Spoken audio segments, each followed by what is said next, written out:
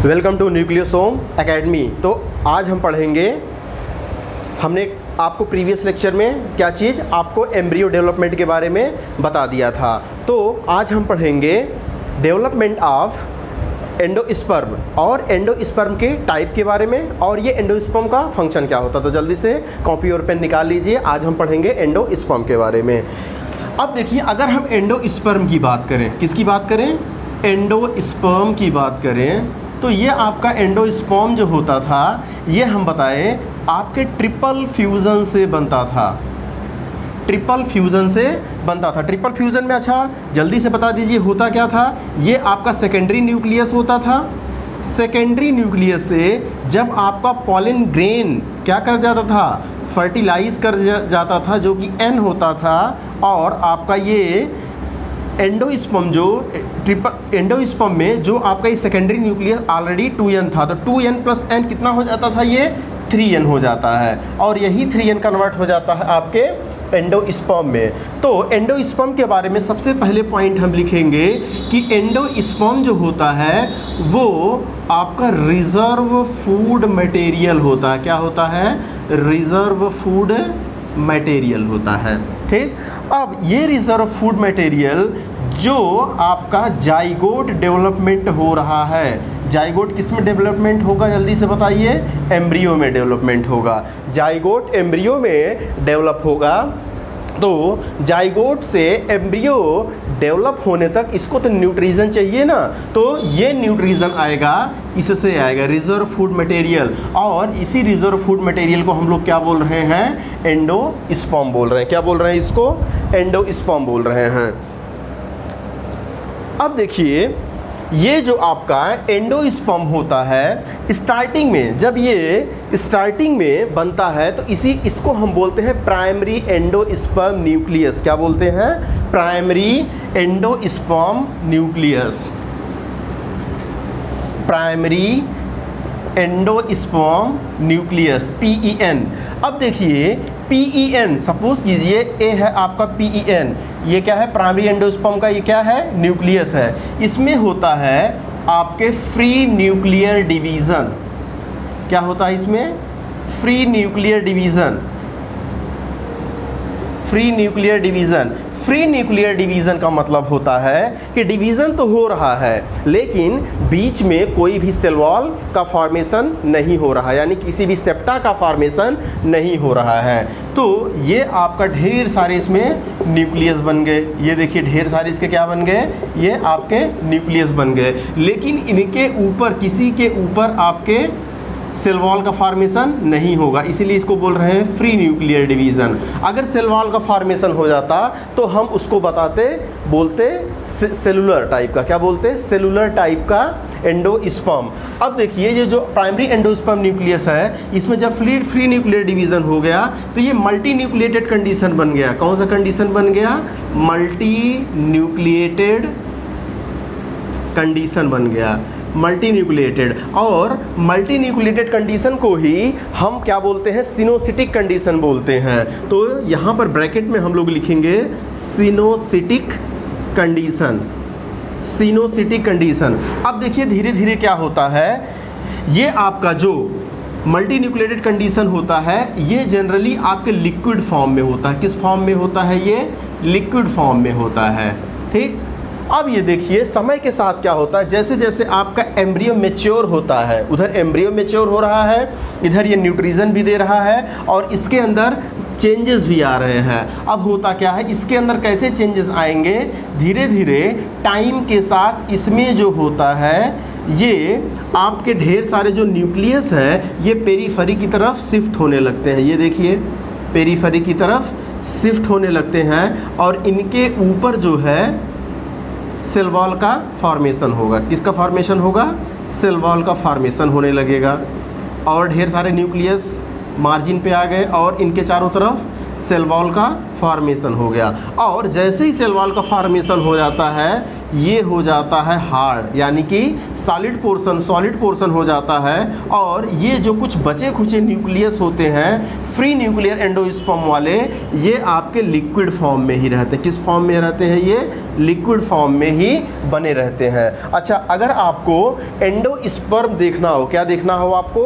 अगर आपको एंडोस्पर्म देखना हो, दोनों तरीके का एंडोस्पर्म देखना हो, लिक्विड एंडोस्पर्म भी देखना हो और आपका सेलुलर एंडोस्पर्म जो हार्ड वाला बता रहे हैं ना, उसका नाम होता है सेलुलर एंडोस्पर्म, क्योंकि उस पर सेल वॉल का लेयर बन गया। तो सेल वॉल का लेयर का मतलब सेलुलर, क्या? Cellular endosperm nucleus. अगर ये दोनों चीज़ आपको देखना हो तो हम कहते हैं आप नारियल ले लीजिए, ठीक है, जो कच्चा नारियल होता है। कच्चा नारियल का मतलब एकदम कच्चा नहीं, हरा वाला जिसका खाली पानी पानी होता है, ठीक है। हम लाएंगे वो वाला नारियल जो नवरात्र में चढ़ाया जाता है, ठीक है। अब नवरात्र में जो नारियल चढ़ाया जाता है, अगर उसको हम तोड़ के देखेंगे, क्या करेंगे?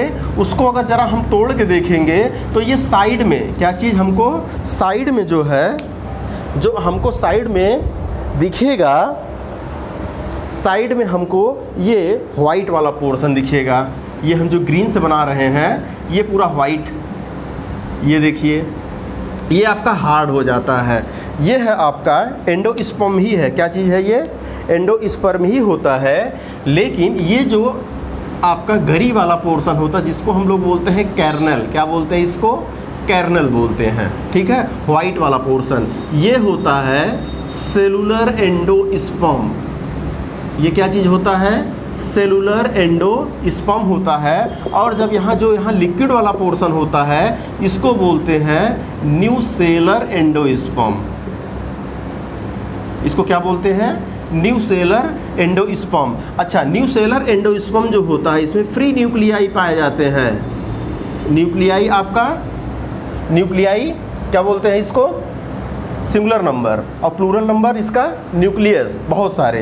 तो ये फ्री न्यूक्लियाई ढेर सारे पाए जाते हैं। जबकि आपके सेलुलर एंडोस्पर्म क्या होते हैं? यूनिसेलुलर हो जाता है, क्योंकि इसके ऊपर सेल वॉल की क्या हो जाती है? कोटिंग कर दी जाती है। तो ये सेलुलर एंडोस्पर्म हो गया और ये आपका न्यूसेलर एंडोस्पर्म हो गया। अब देखिए, जब नारियल धीरे धीरे अपने मैच्योरिटी की तरफ बढ़ता है तो उसमें क्या आपको पानी देखने को मिलता है? जो राशन की दुकान पर नारियल मिलता है उसमें पानी तो नहीं होता है, वो तो खाली गरी गरी होता है। तो होता क्या है, बाकी यहाँ जितना पानी बचा हुआ है ये सारे के सारे और समय के साथ पेरीफेरी पर चले जाते हैं, तो ये पूरा का पूरा पानी सूख जाता है।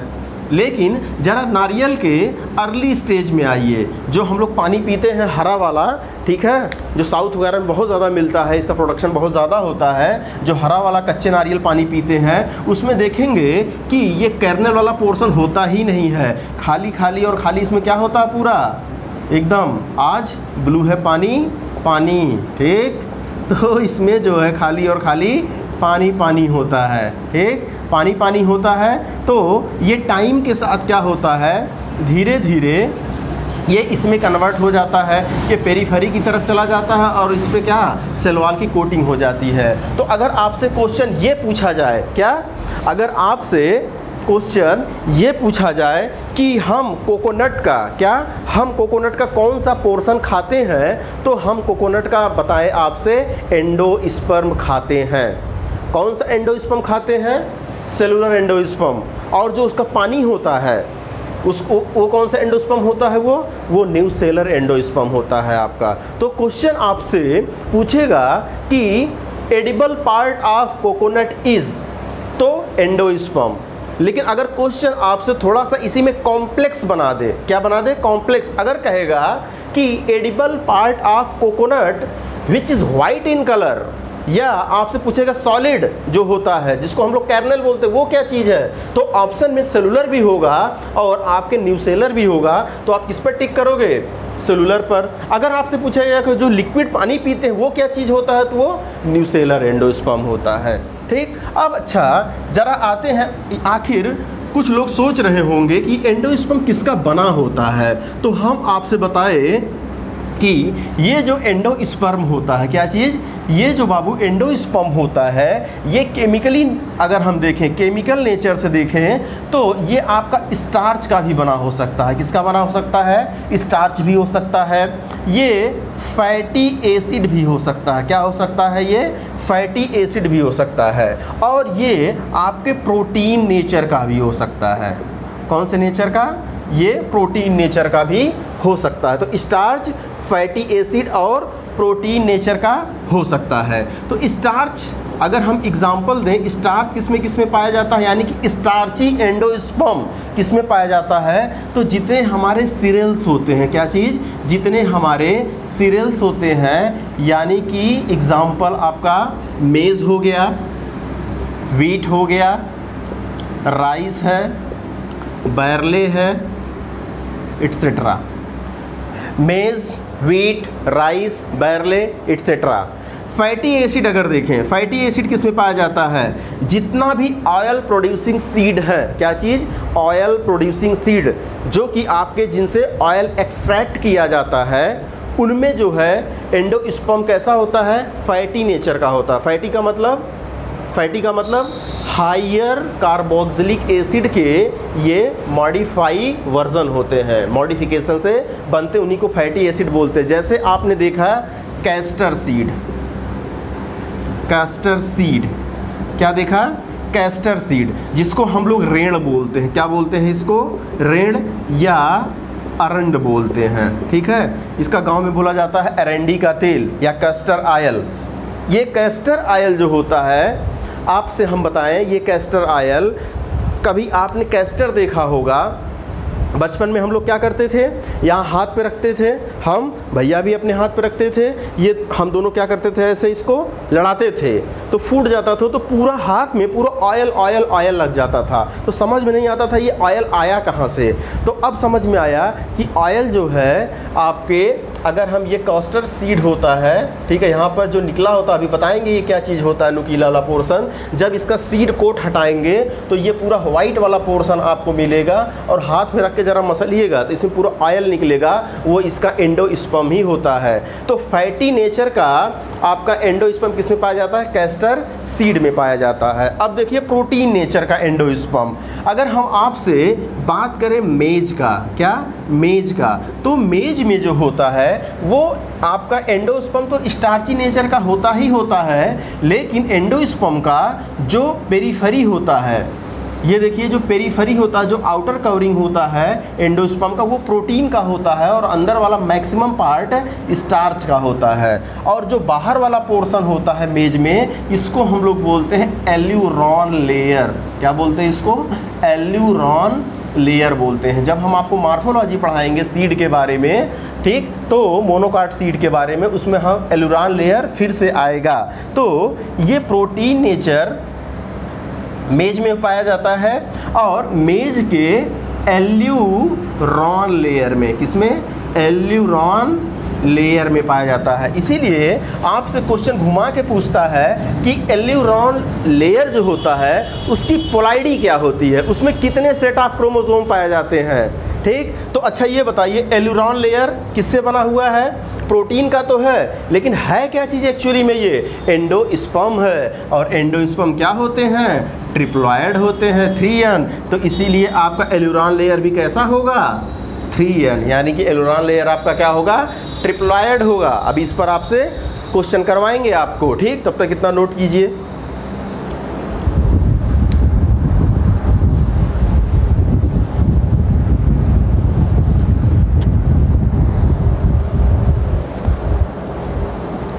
चलिए, हो गया। ये था एंडोस्पर्म का केमिकल नेचर के बारे में। अब अगर हम बात करें, किसी किसी में ये एंडोस्पर्म बचा रह जाता है, किसी किसी में ये एंडोस्पर्म ख़त्म हो जाता है। देखिए, मान लीजिए ये ढेर सारा एंडोस्पर्म था, ठीक है। अच्छा, ये एंडोस्पर्म है कहाँ पे? कुछ लोग अगर कन्फ्यूज़न हो रहा हो तो ये हमारा एम्ब्रियो सैक है। क्या है ये? एम्ब्रियो सैक है। यहाँ पर हमारा क्या बन गया था? यहाँ पर हमारा सस्पेंसर वाले सेल्स होते, ये पूरा हमारा क्या बन गया था? ये एम्ब्रियो बन गया था। और ये यहाँ पर सेकेंडरी न्यूक्लियस, यही सेकेंडरी न्यूक्लियस तो हमारा एंडोस्पर्म बना। तो ये देखिए ढेर सारा एंडोस्पर्म बना। क्या बना? ये ढेर सारा एंडोस्पर्म इसी एम्ब्रियो सैक के अंदर बना। और एम्ब्रियो सैक किसके अंदर होता है? ओव्यूल के अंदर होता है। और ओव्यूल किसके अंदर होता है? ओवरी के अंदर ओव्यूल होता है, ठीक। तो अब देखिए क्या होता है कि ये आपका एम्ब्रियो जाइगोट था, जाइगोट है, इससे एम्ब्रियो बना, इससे क्या बना, फुल्ली मैच्योर एम्ब्रियो बना, फुल्ली मैच्योर एम्ब्रियो बना। और इसको न्यूट्रिशन कौन देगा, ये एंडोस्पर्म देंगे। ठीक, अब देखिए मैच्योर एम्ब्रियो बनने तक अगर ये पूरा एंडोस्पर्म खत्म हो गया, क्या हमने बोला, मैच्योर एम्ब्रियो बनने तक अगर पूरी तरीके से एंडोस्पर्म जो बना है वो चाहे स्टार्च नेचर का है, चाहे प्रोटीन नेचर का है, चाहे आपके फैटी एसिड नेचर का है, ये पूरी तरीके से ख़त्म हो गया, तो ऐसे सीड को बोलते हैं हम लोग नॉन एंडोस्पर्मिक सीड। तो इसमें पहला जो होता है non endospermic seed, non endospermic seed, यानी कि एंडोस्पर्म पूरा का पूरा यूटिलाइज हो गया। जाइगोट से मैच्योर एम्ब्रियो डेवलपमेंट होने तक एंडोस्पर्म पूरा यूटिलाइज हो गया, इसीलिए नॉन लगा दिया गया, नॉन एंडोस्पर्मिक सीड यूटिलाइज हो गया। अब नॉन एंडोस्पर्मिक सीड में अगर हम बात करें तो इसमें आते हैं जनरली डाइकाट प्लांट का मतलब एग्जांपल दीजिए, जैसे पी, बीन्स हो गए, अरहर हो गया, पी, बीन्स, अरहर, ग्राउंडनट,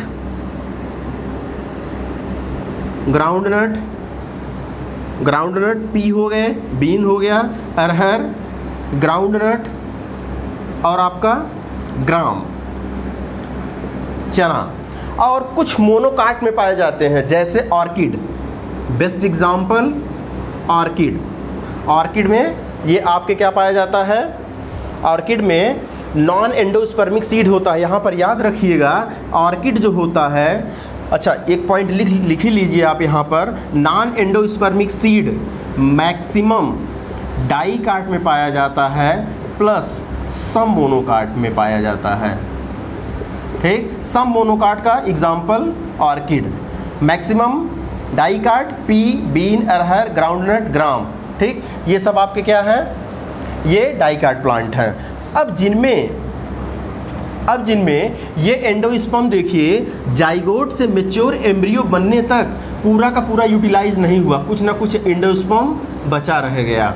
ठीक है, तो इसी सीड को बोलते हैं एंडोस्पर्मिक सीड, एंडोस्पर्मिक सीड बोलते हैं। क्या बोलते हैं इसको, एंडोस्पर्मिक सीड बोलते हैं, जिनमें प्रॉपर यूटिलाइज के बाद भी ये रेड्यूस्ड रहता है, यानी कि बचा रह जाता है, तो उस सीड को बोलते हैं एंडोस्पर्मिक सीड। और एंडोस्पर्मिक सीड जनरली किस में पाया जाता है, मोनोकॉट में पाया जाता है, मोनोकॉट। जैसे सीरियल्स जितने भी हमारे हैं, ये मेज़ हो गया, वीट हो गया, राइस हो गया, ठीक, बार्ले है,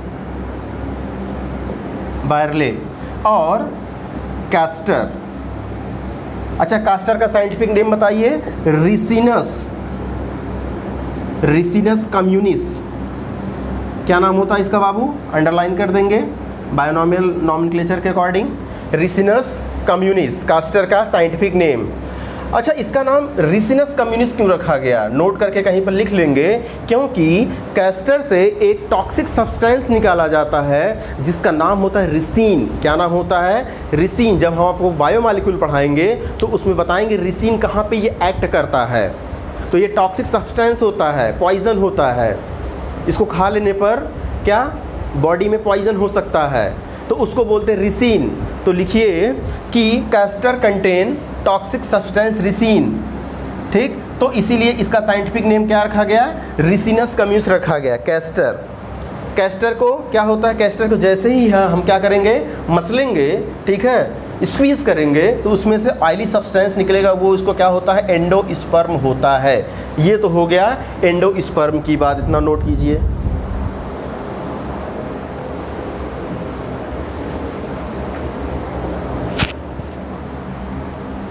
अब देखिए एंडोस्पर्म तो बचा ही बचा था, इसके अलावा अगर हम बात करें, एंडोस्पर्म के अलावा अगर हम बात करें और क्या क्या चीज़ बचा हो सकता है, तो हम आपसे बताएं किसी में होता क्या है कि ये देखिए, ये था, ये क्या है, ये है ओव्यूल। ओव्यूल कहाँ से लगा हुआ है, ओव्यूल लगा है प्लेसेंटा से, और इसमें क्या है, ये एम्ब्रियो सैक, और यहाँ पर जो है ये आपका क्या है, न्यूसेलस है। क्या है ये, न्यूसेलस है। ये क्या है, न्यूसेलस।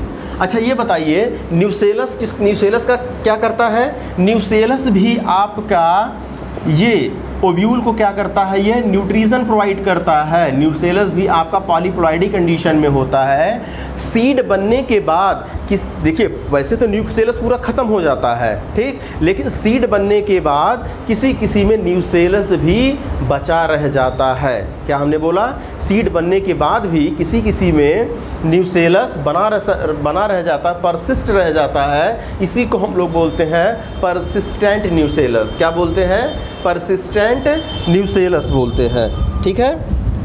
तो ये आपका रेसिडुअल या परसिस्टेंट, रेसिडुअल का मतलब जो छूट गया, परसिस्टेंट, रेसिडुअल परसिस्टेंट न्यूसेलस किसी के सीड में बना रह जाता है। इसी को हम लोग बोलते हैं पेरिस्पर्म।